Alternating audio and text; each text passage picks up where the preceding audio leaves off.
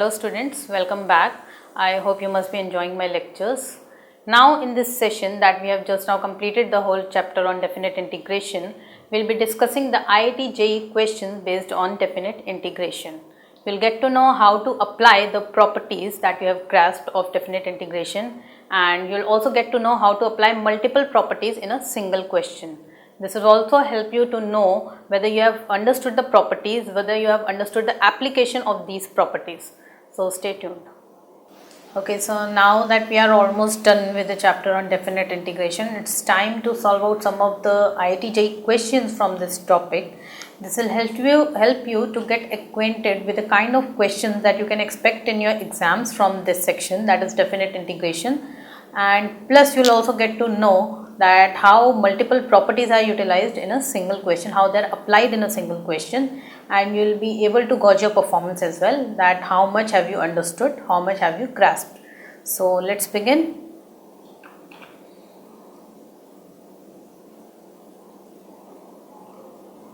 The first question that we have says, if fx is equal to integral 0 to x e raised to the power t by t dt, where x is positive, prove that integral 1 to x e raised to t dt by t plus a is e raised to, okay, this is e raised to minus a f of x plus a minus f of 1 plus a. This is e raised to the power minus a into this term. So you have to prove the value of this term to be equal to this when you are given this. So how do we proceed in this question? I will proceed from the RHS itself.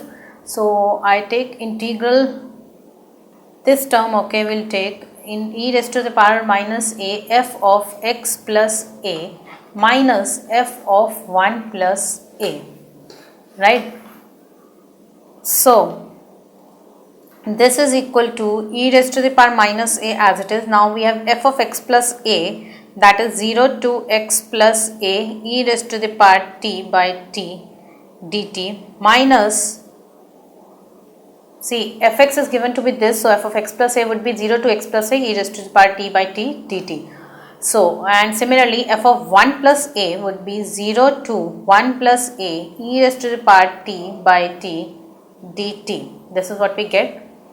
Now, this is equal to e raised to the power minus a integral 0 to x plus a e raised to the power t by t dt plus, I am just utilizing one of the properties of definite integration that we have already discussed in the previous sections, that if I need to interchange the limits, I will take it at 1 plus a to 0. If I need to perform such kind of action, I will have to take a negative sign. So I have made it plus, and we have e raised to t by t dt.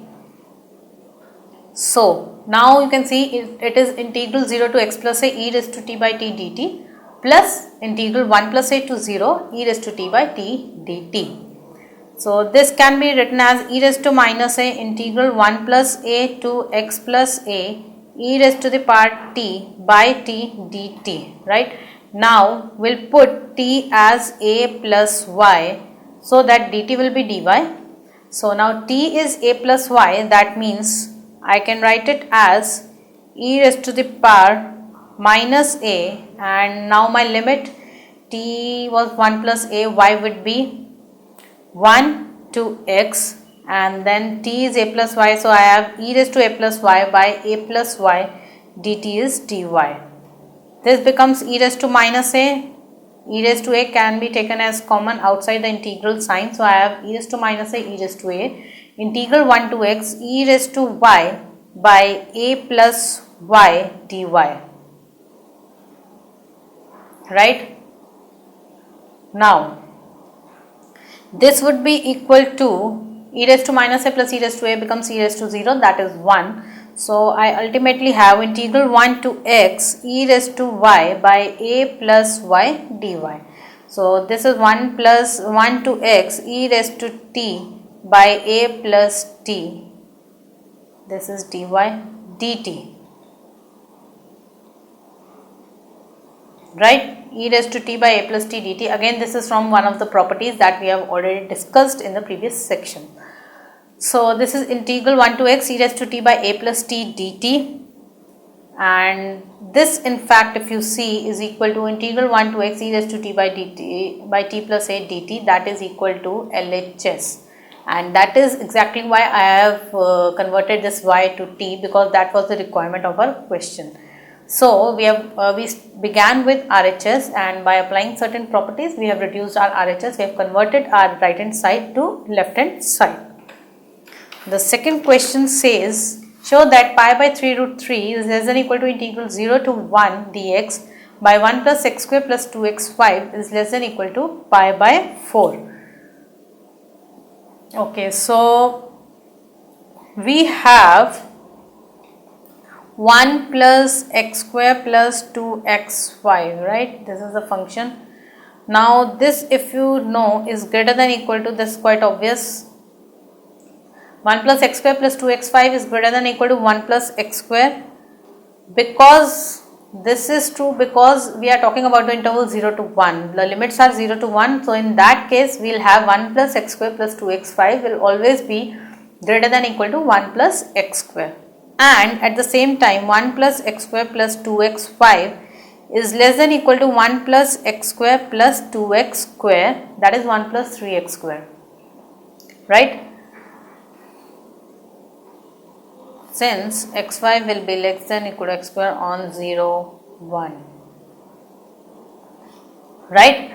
So we have 1 plus x square plus 2x5 is greater than equal to 1 plus x square, and 1 plus x square plus 2x5 is less than equal to 1 plus x square plus 2x square, because x5 is less than x square on 0, 1. Hence we have 1 upon 1 plus 3x square is less than equal to 1 upon 1 plus x square plus 2x5, and that will be less than equal to 1 upon 1 plus x square. That is 0 to 1, 1 upon 1 plus 3x square is less than equal to 0 to 1, 1 upon 1 plus x square plus 2x5 is less than equal to 0 to 1, 1 plus x square. Obviously dx will also be there in each and every term. And this means tan inverse root 3x by root 3 0 to 1 is less than equal to integral 0 to 1 dx by, this will remain as it is, this is a function, plus 2x5 is less than equal to, this will be tan inverse x, and this will be also from 0 to 1. So this implies that if you calculate this, we get it as pi by 3 root 3 is less than equal to integral 0 to 1 dx by 1 plus x square plus 2x5 is less than equal to, this will be tan inverse 1 minus tan inverse 0, that is pi by 4. So we have pi by 3 root 3 is less than equal to integral 0 to 1 dx by 1 plus x square plus 2x5 is less than equal to pi by 4, and that is what we were required to prove.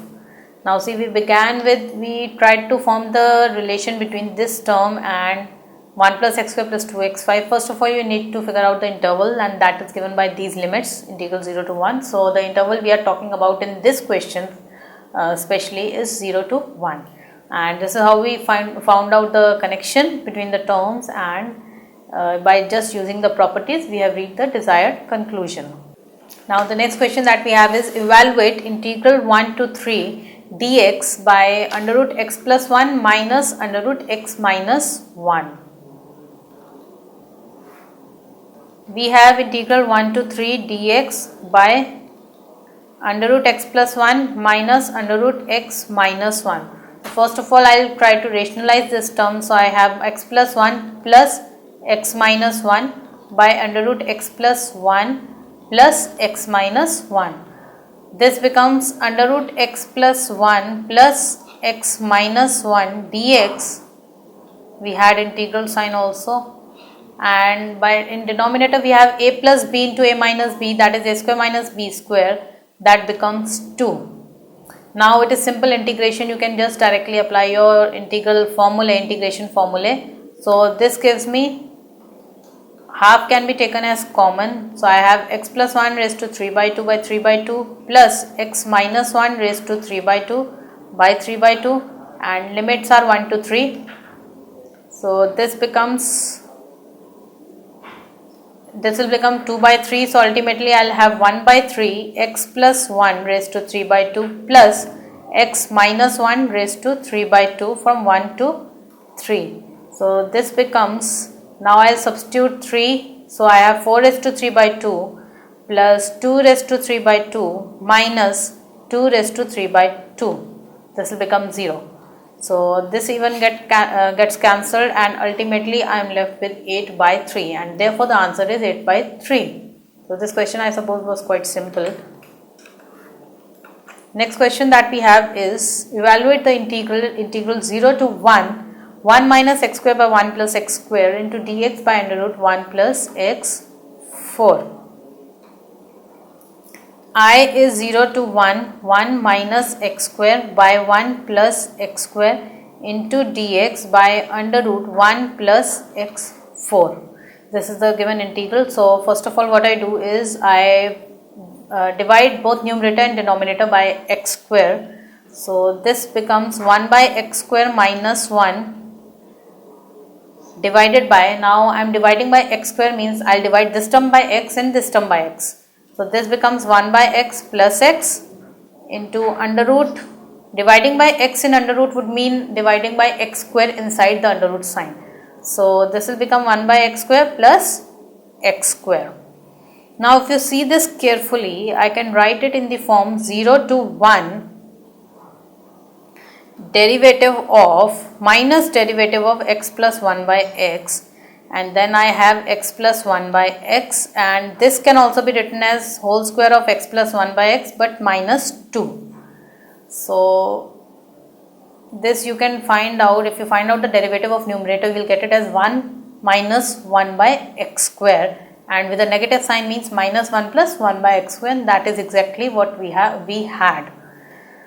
Now put x plus 1 by x, we can assume x plus 1 by x to be any term, say t, and so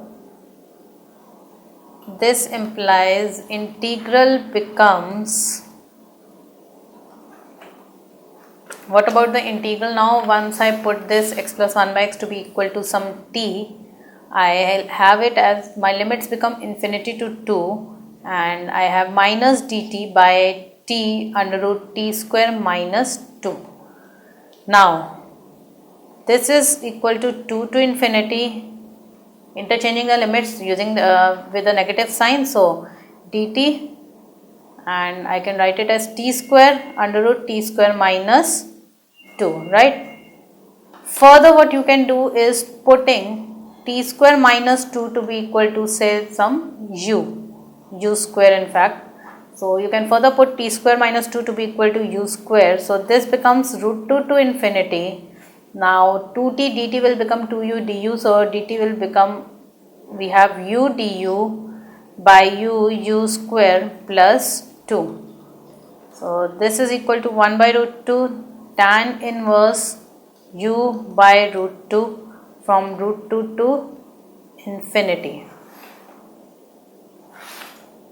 Right, we have this from root 2 to infinity. So this is ultimately 1 by root 2. Then we have pi by 2 minus pi by 4. Once you substitute the limits, tan inverse infinity, that's pi by 2 minus tan inverse 1, that will be pi by 4. So this ultimately becomes pi by 4 root 2. So we were required to evaluate the definite integral, the 1 minus x square by 1 plus x square into dx by 1 plus x under root 1 plus x4. So first of all I divided the numerator and denominator by x square and we just rearrange the terms, and you will be able to rearrange the terms in the required form, in the desired form only once you practice a very good number of questions, so that you can figure out that what kind of rearrangement is required, what kind of properties are required and at which place. Now the next question is integral a by 4 to 3a by 4 under root x by under root a minus x plus root x dx is equal to what? So given integral is a by 4 to 3a by 4 under root x by under root a minus x plus root x. Now just by seeing at the question itself, it's visible that which property we should be using in this question. I'll be using f of, if you remember, a plus b minus x, that property. So let I is equal to this again. So this can be written as again a by 4 to 3a by 4. Now x will be converted to a plus b minus x. A plus b minus x. So a by 4 plus 3a by 4 minus x, that is equal to 4a by 4 minus x, that means a minus x. So this will become a minus x by this will become x, and we have a minus x dx, right? This is what we have. So this implies that this was my first equation, this is my second equation. Adding 1 and 2 gives, if I add these two equations 1 and 2, I ultimately get 2i is equal to a by 4 to 3a by 4 x plus a minus x dx by x plus a minus x. So that ultimately means a by 4 to 3a by 4 1 dx. 1 means integral is x, so 3a by 4 minus a by 4, that is equal to 2a by 4, that is equal to a by 2. Now again be a bit cautious at this step. Do not mark your answer as a by 2, right? And in fact you will see that a by 2 is given in the option also. So most of majority of the students, what they will do is, because once you are sitting for an exam like an IIT JEE or any other competitive exam, obviously you are so obviously when you are sitting for an exam like IIT JEE or any other such competitive exam, you are likely to be a bit confused, and in that confusion do not utter these silly mistakes that majority of you might mark your answers as a by 2 as it is given in the option also. But just note here that we have obtained 2i is a by 2, that means I is a by 4. So your answer would be a by 4 and not a by 2, and in fact the answer would be none of these. So this was about the questions of definite integration. Just be well versed with the properties of definite integration in particular, because once even if you mug up the properties and you don't know how to apply them, and you are not able to figure out which properties to be applied in which question at which step, you won't be able to solve out the questions very easily. If you have got any kind of queries on the topic, you can post it for free on our discussion board of askiitians.com. For doing so, just go to the website askiitians.com, go to the discussion board, and as soon as you select the option of discussion board, on the right hand side you will see the column Ask Experts. In that you can select the category of the question, for example say algebra, and just post your question. You can also attach any kind of image with the question. Then just click on Get Answer, and the Ask IITians experts will give you the answer within the duration of 24 to 48 hours. Well, I hope you must have understood the application of the properties in the question that we just now discussed. So that completes our chapter on definite integration, and before we end, let's have a quick recap. So we began with definite integration. Again, I would like to remind you that definite integration is completely based on indefinite integration. So if and only if are you well versed with the indefinite integration, the integration formulae, will you be able to understand the definite integration. So first we discussed the definition of definite integration, and we discussed various important facts of definite integration, like limit n tends to infinity integral a to b f n x is equal to integral a to b limit n tends to infinity f n x, that is, you can take the limit function inside the integral sign. We also discussed various important properties of definite integration as well as their applications through questions. Then we discussed various important formulae and rules, like we discussed the Leibniz rule and the properties based on monotonicity of a function, and finally we discussed the Wallis theorem. Wallis theorem, as I've already told you, is an extremely important theorem from your examination point of view. So that was it about definite integration. For more lectures of physics, chemistry, mathematics and biology, stay tuned on AskIITians.com.